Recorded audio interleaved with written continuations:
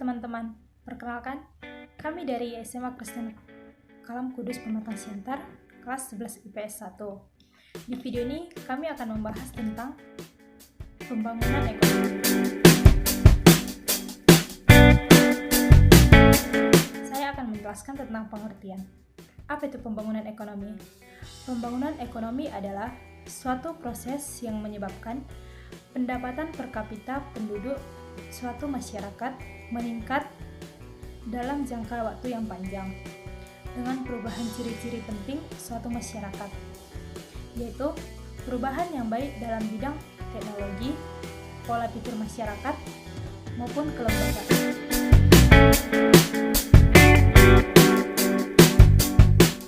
Unsur-unsur pembangunan. Pembangunan sebagai suatu proses, artinya bahwa pembangunan merupakan suatu tahap yang harus dilakukan oleh setiap masyarakat atau bangsa. Pembangunan sebagai perubahan sosial. Masyarakat sebagai pelaku dalam perubahan sosial di mana secara langsung atau tidak langsung perubahan sosial akan berdampak pada kelancaran pembangunan atau bahkan menghambat pembangunan.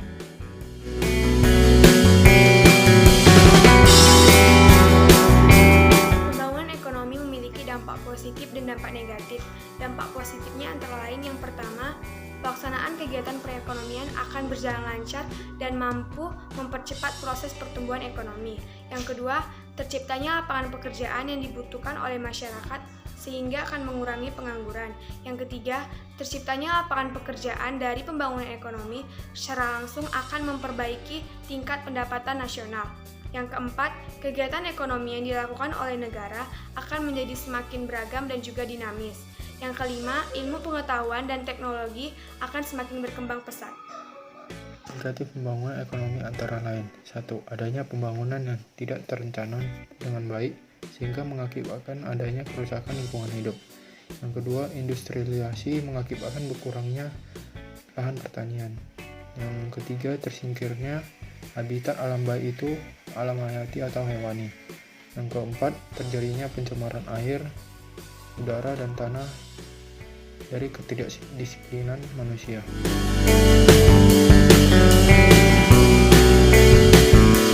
Faktor-faktornya ialah ada beberapa hal yang mempengaruhi pembangunan serta pertumbuhan ekonomi.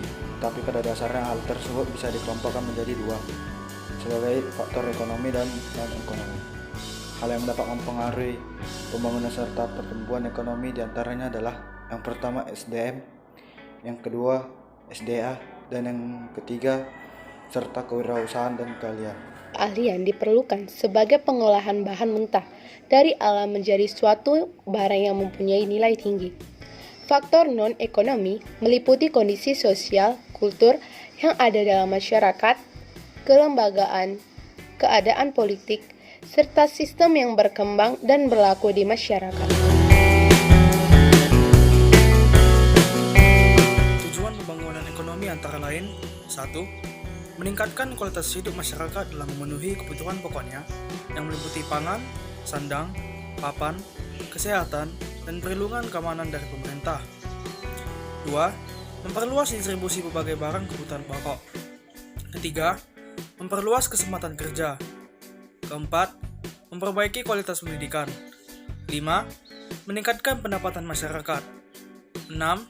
Meningkatkan pemahaman dan tingkah laku masyarakat dalam menjunjung tinggi nilai-nilai luhur seperti agama, sosial, dan kultural. Yang terakhir yaitu memperluas pilihan-pilihan ekonomi dan sosial bagi setiap individu serta bangsa secara keseluruhan.